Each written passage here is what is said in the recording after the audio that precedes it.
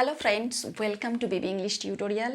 বন্ধুরা, স্পোকেন ইংলিশের যে সিরিজ শুরু হয়েছিল আজকে তার ক্লাস নাম্বার 6। এই ক্লাসে আমরা আলোচনা করব পাস্ট কন্টিনিউয়াস টেন্স নিয়ে, অর্থাৎ চলমান অতীতকাল। যেমন ধরুন, কেউ যদি আমাকে জিজ্ঞেস করে যে তুই গতকাল স্কুল থেকে এসে কী করছিলি, তার উত্তরে আমি বলবো আমি স্কুল থেকে এসে ভাত খাচ্ছিলাম। গতকাল সন্ধ্যার পর কী করছিলি? আমি গতকাল সন্ধ্যার পর গানের প্র্যাকটিস করছিলাম। এই যে ভাত খাচ্ছিলাম, গানের প্র্যাকটিস করছিলাম, এই টাইপের বাক্য গঠন করতে কিন্তু প্রয়োজন হয়। এবার আপনার প্রশ্ন হতে পারে আমি টেন্সটা কেন শিখব? স্পোকেন ইংলিশে কথা বলতে গেলে টেন্সের প্রয়োজন হয় না, এটা মনে হয় পৃথিবীর কেউই বলবেন না। তাই আমাদের স্পোকেন ইংলিশের যে স্কিল বা দক্ষতা বা শুরুয়াত যাই বলুন না কেন, আমার স্পোকেন ইংলিশে আমি বেটার হতে গেলে আমাকে কিন্তু টেন্স জানতে হবে। আর এই টেন্সটা আমরা এই জন্যই শিখব যাতে আমাদের স্পোকেন ইংলিশে আমরা বেটার হতে পারি। তো চলুন বন্ধুরা আজকের ক্লাসে।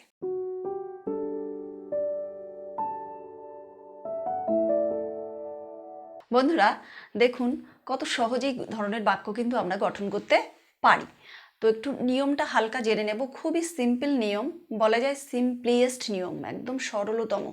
একটু মন দিয়ে দেখলে কিন্তু এই ধরনের বাক্য আমরা গঠন করতে পারব। দেখুন, আমি ভাত খাচ্ছিলাম। ওই যে বলেছি, আমি স্কুল থেকে আসার পরে আমার বান্ধবী আমাকে ফোনে জিজ্ঞেস করছে যে কী করছিলি, কালকে ফোন টোন করিসনি? আমি তখন ওকে বললাম আমি ভাত খাচ্ছিলাম। তাই এই বাক্যটা গঠন করতে গেলে দেখুন আমাকে আগে সাবজেক্টের প্রয়োজন হবে। এই যে সাবজেক্ট, আমি বলেছি যে কোনো বাক্য গঠন করতে গেলে এস প্লাস ভি প্লাস ও, এটা কিন্তু এই প্যাটার্ন আপনাকে ফলো করতেই হবে। সাবজেক্ট মানে কর্তা, ভার্ব মানে ক্রিয়া, ও মানে অবজেক্ট কর্ম, কর্তা ক্রিয়া কর্ম। তো দেখুন আমাকে প্রথমে সাবজেক্ট আনতে হবে। আমি নিয়মও লিখে দিয়েছি এখানে। সাবজেক্ট কি? এখানে আমি। সাবজেক্ট কে আছে? আমি। এবার আমির পরে ওয়াজ অথবা অয়ার যে কোনো একটা বসবে। এই ওয়াজ এবং অয়ার হচ্ছে বি ভার্বের অনেকগুলো রূপের ভেতরে দুটো রূপ। বি ভার্বের বর্তমানকালের রূপ হচ্ছে অ্যাম, ইজ এবং আর অতীতকালের রূপ হচ্ছে অয়ার হবে আর ওয়াজ হবে। ওয়াজ এবং অয়ার। তাহলে বি ভার্বের অতীতকালের রূপ হচ্ছে ওয়াজ এবং অয়ার। তাহলে আমাকে আই যেহেতু আছে, আই হচ্ছে সিঙ্গুলার নাম্বার, তাই আই এর পরে আমাকে বসাতে হবে ওয়াজ। I was. এবার সাবজেক্টও বসালাম, ওয়াজ অথবা অয়ারের ভেতরে ওয়াজটা বসিয়ে দিলাম। তারপরে কি আসছে? ভি এর সঙ্গে আইএনজি। ভি মানে ভার্বের সঙ্গে আইএনজি। তাহলে আই ওয়াজ, এখানে মূল ভার্বকে ভাত খাওয়া। এই যে ভাত খাচ্ছিলাম, তাহলে খাওয়া ইংলিশটা কি? খাওয়া ইংলিশ হচ্ছে ইট। তাহলে কি হবে? আই ওয়াজ ইট তো হবে না, কারণ ইটের সঙ্গে ভি, ইট হচ্ছে ভি অর্থাৎ ভার্ব। তা ভার্বের সঙ্গে আমাকে কি যোগ করতে হবে? আইএনজি।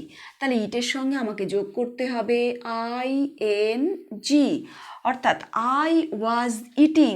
আমি কি খাচ্ছিলাম? আমি ভাত খাচ্ছিলাম। এই যে ভাত লেখা রয়েছে, তাহলে ভাতের ইংলিশ হচ্ছে রাইস, RICE। এবার আপনার প্রশ্ন হতে পারে যে আপনি তো এই ভি প্লাস আইএনজির পরে আর কিছু লেখেননি।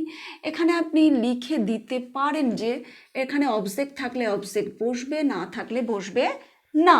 তাহলে নিয়মটা হচ্ছে সাবজেক্ট, আমি সাবজেক্ট বসিয়েছি আই, ওয়াজ অথবা অয়ার যে কোনো দুটোর ভিতর একটা নিতে হবে মানে বুঝে। এখানে মানে বুঝে ওয়াজ বসবে, তাই ওয়াজ বসিয়ে দিলাম। তারপরে ভি অর্থাৎ ভার্ব হচ্ছে ইট, ইটের সঙ্গে আমি আইএনজি বসিয়ে ইটিং করে দিলাম, প্লাস ও অর্থাৎ অবজেক্ট, অবজেক্ট হচ্ছে রাইস। আমি কি খাচ্ছিলাম? আমি ভাত খাচ্ছিলাম। তাহলে আই ওয়াজ ইটিং রাইস, আমি ভাত খাচ্ছিলাম। এবার আমি যদি বলি আমি ভাত খাচ্ছিলাম না, তখন কিন্তু এটা না বোধক বাক্য হয়ে যাবে। আর এটা আমি বলিনি, কিন্তু আপনারা সকলেই জানেন এটা হচ্ছে হ্যাঁ বোধক বাক্য। হ্যাঁ বোধক বাক্য হয়ে রয়েছে আমি ভাত খাচ্ছিলাম। এই বাক্যটা থেকেই কিন্তু আমি না বোধক বাক্য তৈরি করতে পারবো, শুধু একটা নট বসাতে হবে। কোথাও মানে একদম এত সহজ বাক্য গঠন করা হয়তো টেন্সের ভিতরে এই টেন্সটাতেই সম্ভব। দেখুন, আই ওয়াজ ইটিং রাইস, আমি ভাত খাচ্ছিলাম। কিন্তু আমি যখন না বোধক করে দেবো, এই হ্যাঁটাকে যখন আমি না বোধক করে দিলাম, ধরুন না, তখন হবে হচ্ছে আমি ভাত খাচ্ছিলাম না। ধরুন আমি ভাত খাচ্ছিলাম না, তাহলে আমি ভাত খাচ্ছিলাম না এটা হলো না বোধক। তখন এটা কি হবে? I was not eating rice. শুধু ওয়াজের পরে আপনার একটা কি বসিয়ে দিতে হবে? Not. I was not eating rice.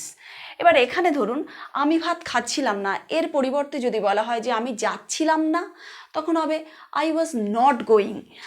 I was not eating এর পরিবর্তে আমি ভাত খাচ্ছিলাম না, I was not eating rice. আমি স্কুলে যাচ্ছিলাম না, I was not going to school. এরকম ধরনের বাক্য কিন্তু আপনি দুটো মাত্র আমি বলে দিলাম, কিন্তু আপনি 2000 তৈরি করতে পারবেন, শুধু এই রুলটাকে আপনি যদি ফলো করতে পারেন।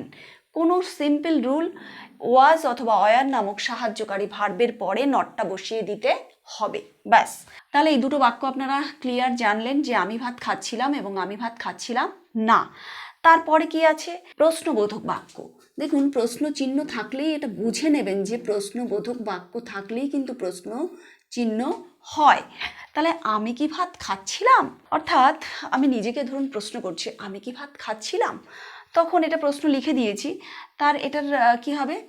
Was I eating rice, was I eating rice, আমি কি ভাত খাচ্ছিলাম। দেখুন, প্রশ্নবোধক চিহ্ন রয়েছে বলে মূল এই সাহায্যকারী যে ভার্বটা ওয়াজটা এটা আগে আসে। যখনই আমরা প্রশ্ন করব তখন কিন্তু সাহায্যকারী ভার্বটা আগে আসবে। এখানে সাহায্যকারী ভার্ব ওয়াজটা আগে এসছে, ওয়াজ আই ইটিং রাইস, আমি কি ভাত খাচ্ছিলাম।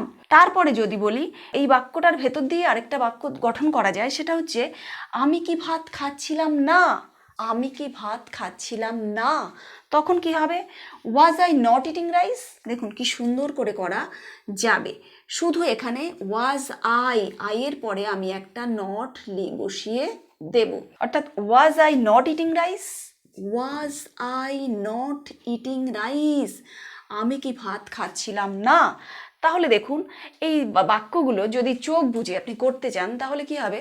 আমি ভাত খাচ্ছিলাম, আই ওয়াজ ইটিং রাইস। আমি ভাত খাচ্ছিলাম না, I was not eating rice.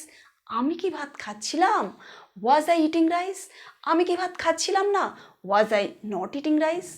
এইভাবে কিন্তু বাক্য গঠন করা যায়। এই প্রসঙ্গে বলে রাখি, এখানে তো প্রশ্নবোধক করা হলো ওয়াজ আই ইটিং রাইস, যখন আমি নট যোগ করব, অর্থাৎ was I not eating rice করব, আমি কি ভাত খাচ্ছিলাম না, তখন সেই বাক্যটা কিন্তু হয়ে যাবে আপনার আমি কি ভাত খাচ্ছিলাম না। তখন এখানে লিখতে হবে প্রশ্নবোধক চিহ্নটা তখন নটে না এর পরে হবে আমি কি ভাত খাচ্ছিলাম না, তখন এইভাবে লিখতে হবে প্রশ্ন প্লাস না, অর্থাৎ প্রশ্নবোধক প্লাস না বোধক বাক্য। এতগুলো ধরবে না বলে শুধু আমি না প্রশ্ন হ্যাঁ এইভাবে লিখে দিয়েছি, হ্যাঁ না প্রশ্ন এবং প্রশ্নবোধক প্লাস না বোধক বাক্য। তাহলে বুঝতেই পারছেন যে এই ধরনের বাক্য গঠন করা কতটা সহজ।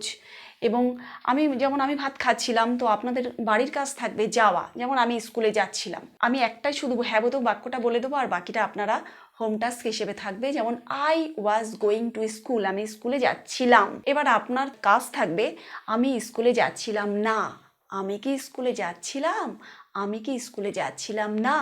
তো বন্ধুরা, খুবই ছোট্ট একটা ক্লাস হলো, একদম সহজ সরল, নিয়মগুলো এত সহজ যে আপনি মনে না রাখতে চাইলেও মনে থাকবে। নিয়ম এত সহজ সরল নিয়ম, এই নিয়মের ভেতর দিয়ে আপনি কিন্তু বাক্য গঠন করা শিখতে পারবেন এবং নিজের ইংলিশ নলেজকে আরও গ্রো করতে পারবেন। বন্ধুরা, এই ধরনের ভিডিও আপনাদের কেমন লাগছে সেটা কমেন্ট সেকশানে কমেন্ট করে জানাবেন, লাইক করবেন, শেয়ার করবেন আর সাবস্ক্রাইব করে পাশে থাকবেন। সকলে ভালো থাকবেন। Thanks to all.